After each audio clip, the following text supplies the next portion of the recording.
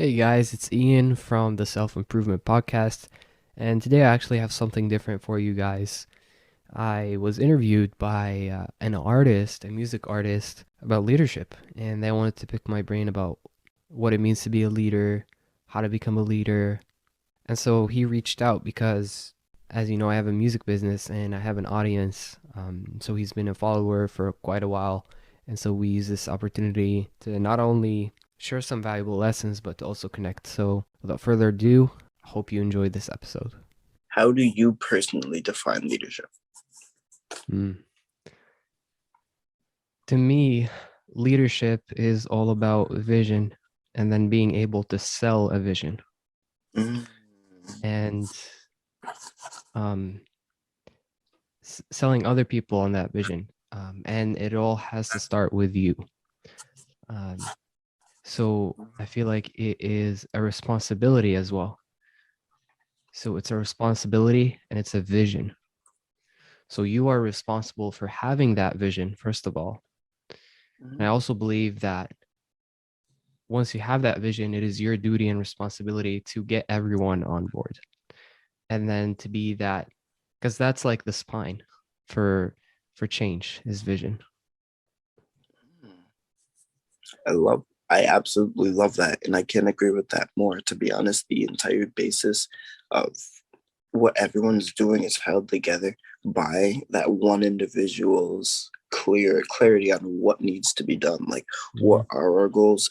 How are we going to get there? What has gone wrong? But how are we going to get there? What is there? And being able to define all of those. That's fire, bro. So, question 2. When did you I don't know if it cuts audio when I switch between the two. You can still hear me. It doesn't. It sounds great. Okay, valid. When did you personally start considering yourself a leader? mm, I used to have a limited um, idea of what leadership is. I used to think that you have to be in a position of power or somebody has to listen to you. And for the longest time, I used to think that I wasn't a leader until it hit me after doing some personal development work and really meditating that leadership starts with yourself. So the moment you're born and the moment you want something, you are a leader of yourself, first of all. So when you look at it that way, then you've been leading yourself up to this point, whether you realize it or not. But the moment you become conscious of that fact is the moment that I personally consider it. Okay, that's the start of your leadership journey, if you want to call it that. Hmm. So again, for me, started when I started doing meditation, personal development, and that was back in 2020, late 2016, 2017. That's when it hit me, which wasn't too long ago because I came to the US in 2015. I'm originally from Syria. And the first 2 years, year and a half were really rough because it was hard for me to communicate. And so I had to really work on myself. But I took it a step further. It's like, okay, let me improve as a person, the way I communicate, the way I look at myself, the way I feel about myself. And then doing the personal development stuff, I was like, okay, I know where I want to be.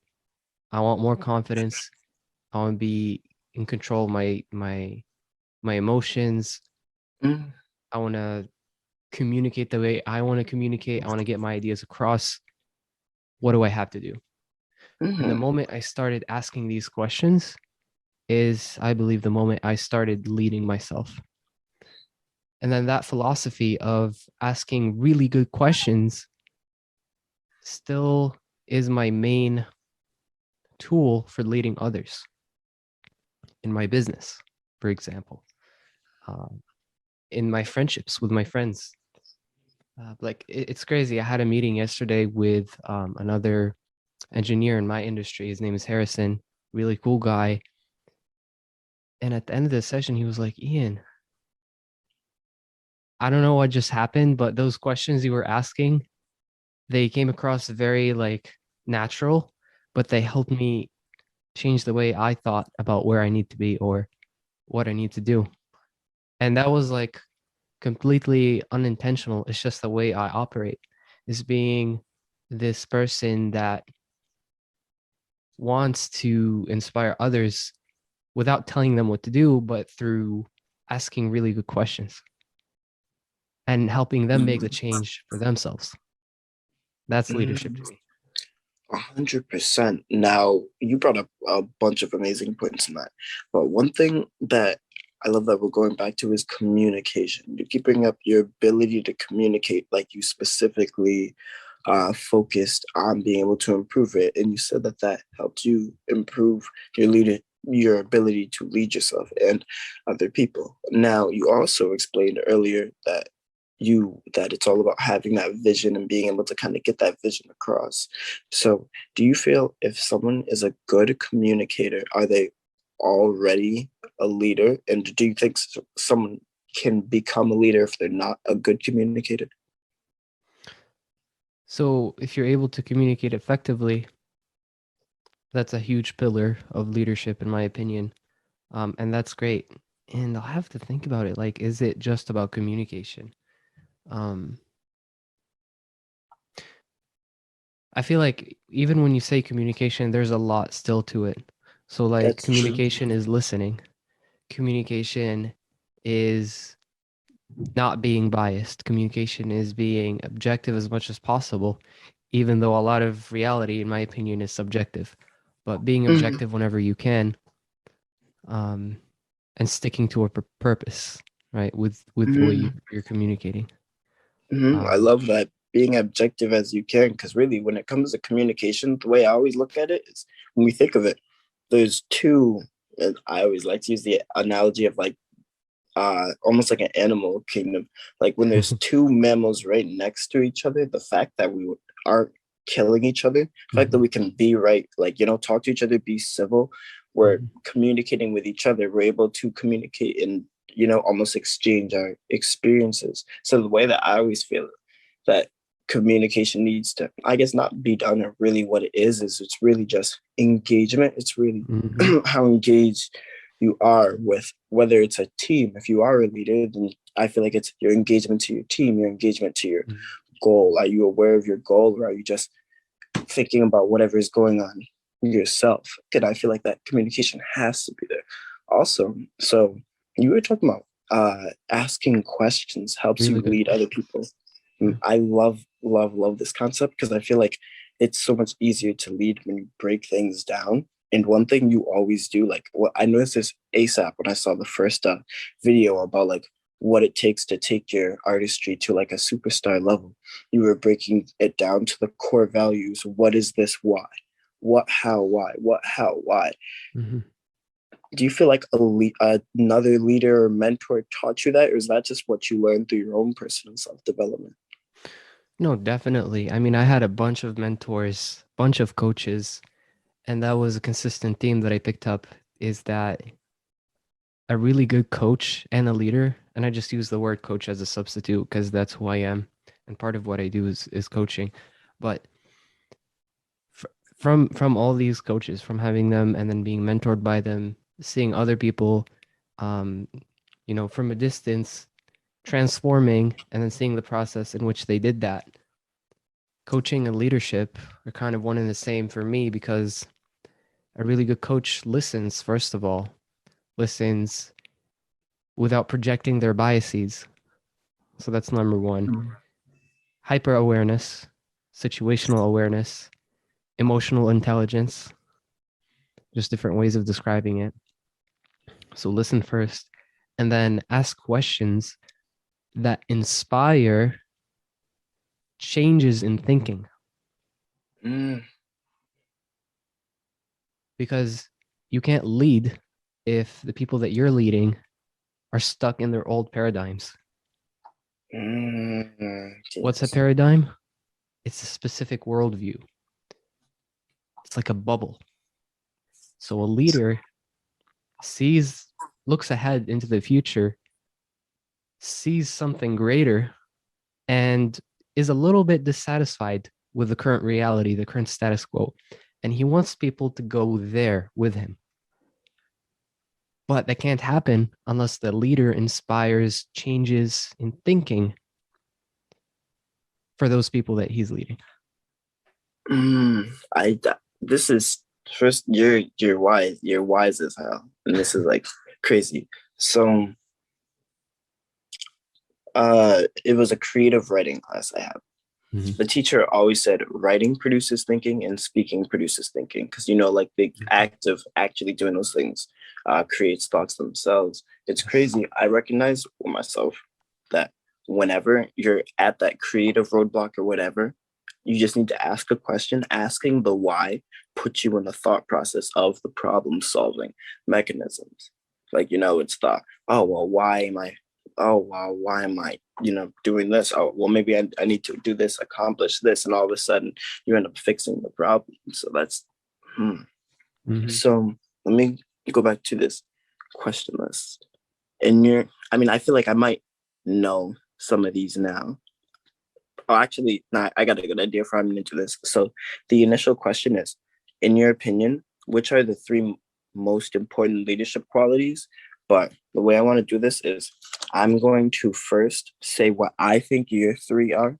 Then I want to hear what your three are, because I know we talked about a couple of them already. So I know I definitely want to put communication up there. Communication up there. Ask questions, I'm going to put, because I'm just going to put in quotes, because obviously there's a lot to that, but just to simplify it, I must say ask questions. For a third one, now I want to kind of guess this third one based on what I know about you. I'd say it would probably be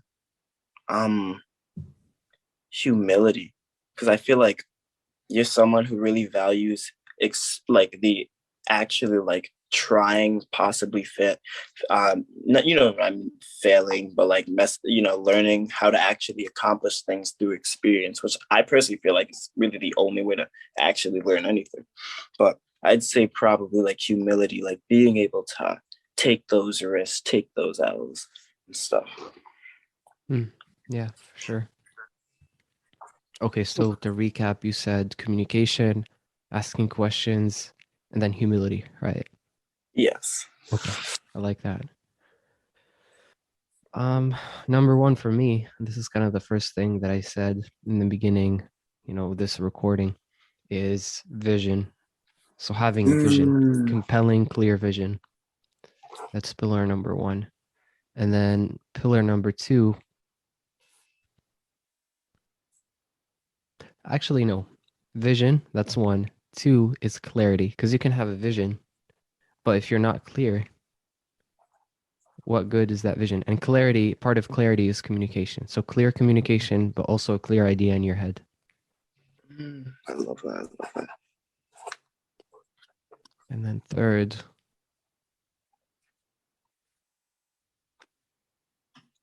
I want to say humility, but there's so much to it,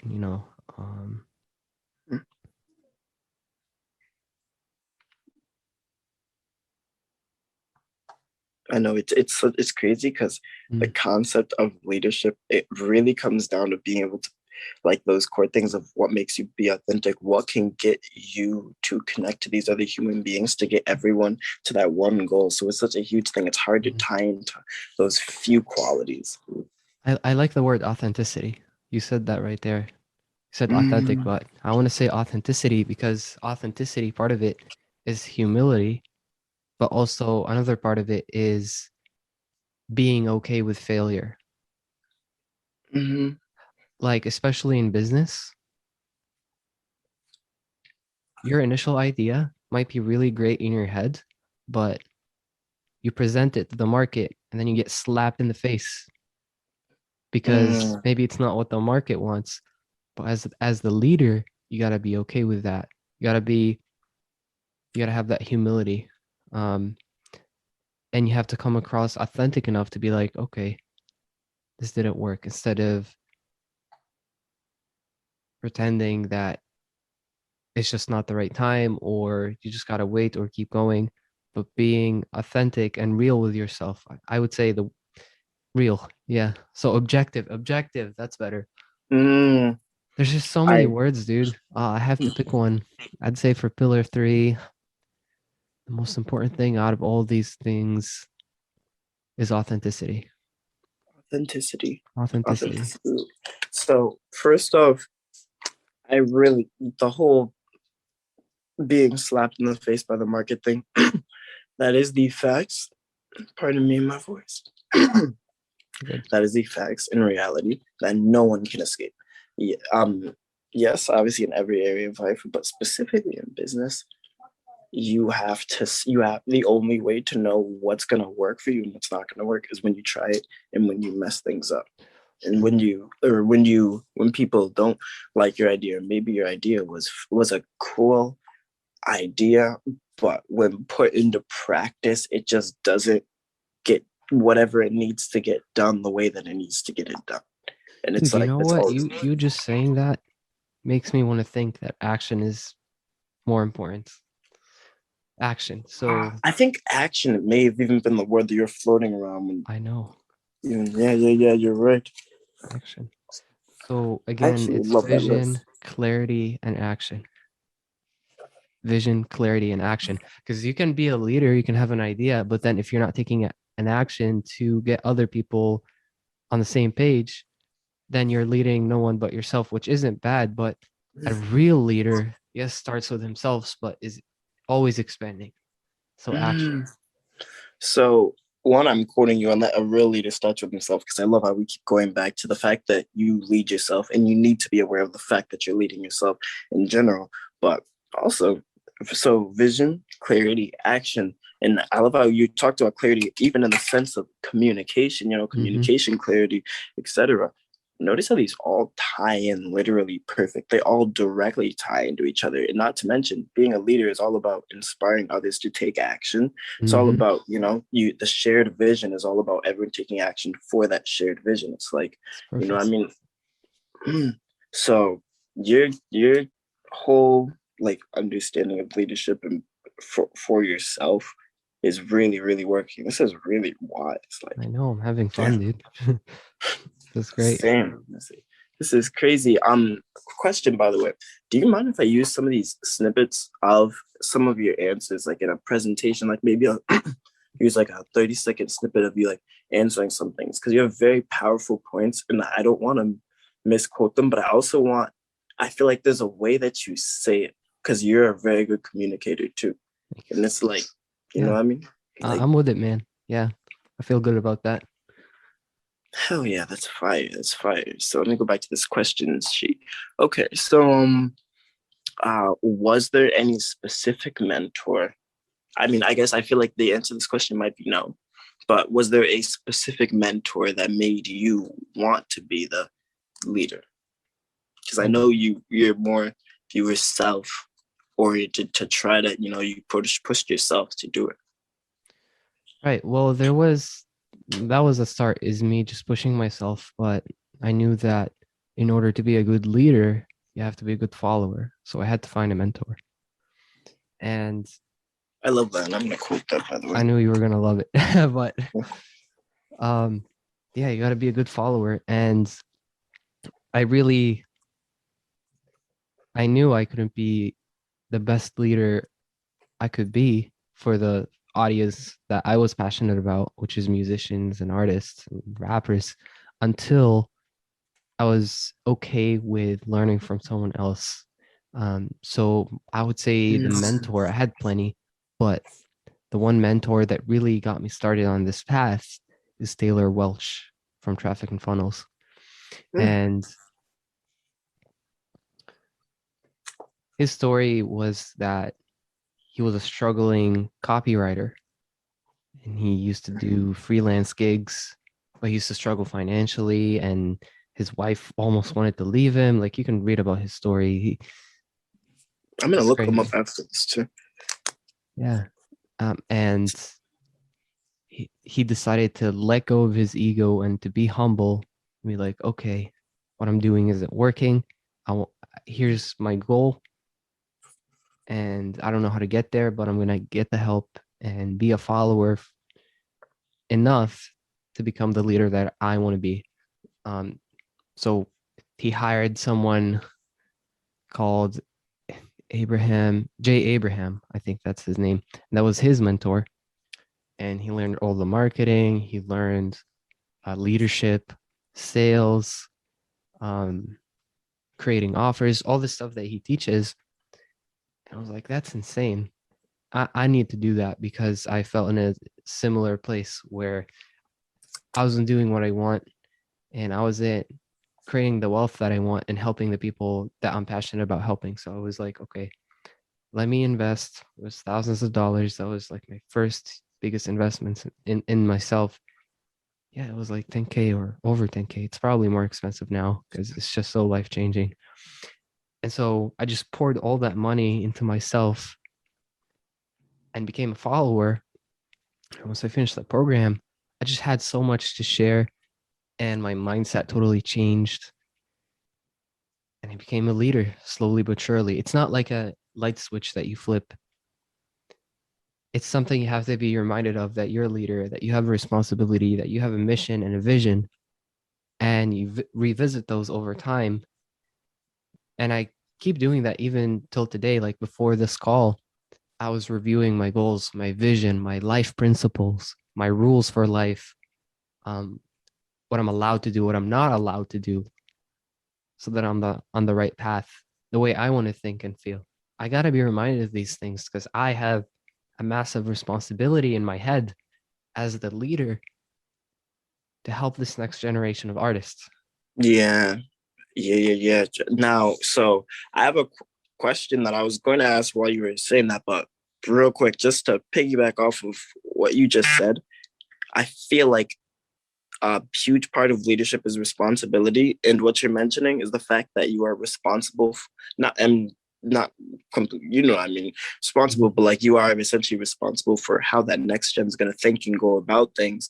So it's like you have the task of, like, all these people are looking up to you, like specifically, like, like I know there's that artist Noah, there's me personally, where it's like, with your guidance, like that's like, helping everyone make their moves, helping everyone understand how to think about themselves. So it's like, I know every second of the day you're probably like always double checking and reassessing, is this objectively like what I need to help? Or is this personal bias? Is this something that is actually going to help this person? Like, you're actually thinking outside of yourself and you're thinking of the value that you're providing to the world, which I know I've always talked to you about this. Like, I think the craziest thing is that everything you do is adding value. Like, there's, you know what I mean? Like, you're always trying to figure out how to add value, and then value comes back. Whereas a lot of people think of business as more of a selfish thing. They're thinking, Mm, okay, so what do I need to do and to get what I get in return? Like, and I like, and when that happens, I feel like that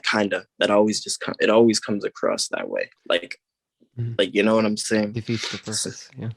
for real, for real. So, question, or not question, more topic that I was gonna bring up is, you were saying, that, so it was Taylor Welsh Mhm. that he was saying he really had to let go of his ego and be humble in order to really, grow and everything. And that's when you were figuring, you decided to completely invest into yourself and everything like that, give it your all because you had nothing to lose Mhm. type situation.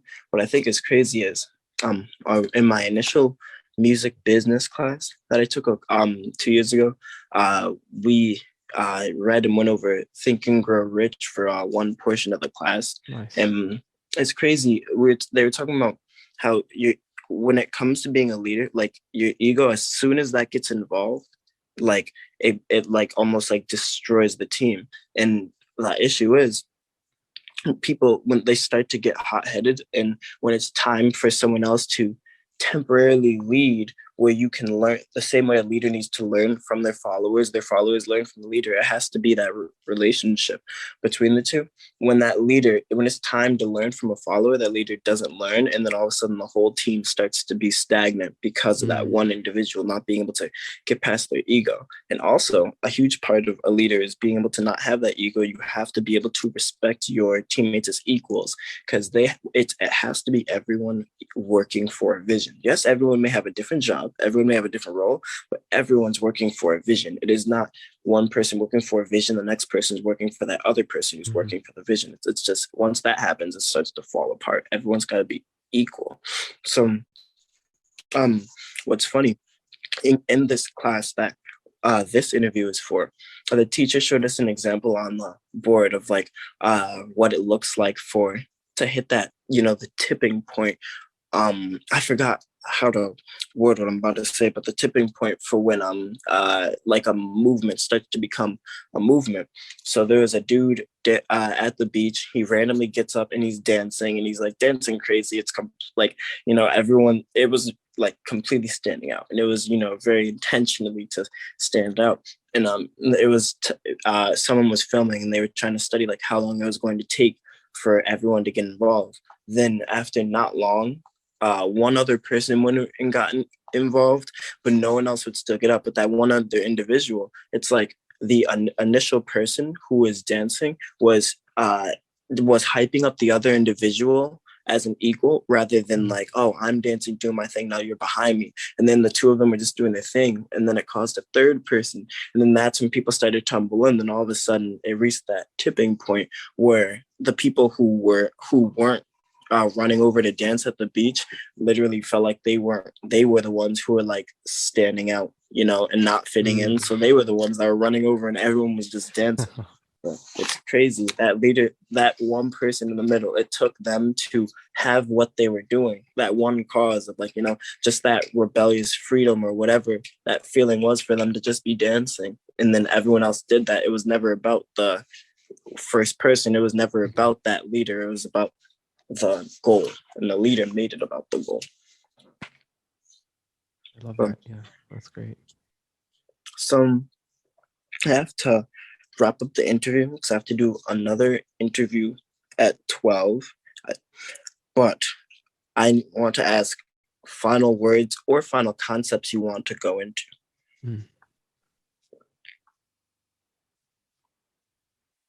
Yeah. One final thing is lifelong learning.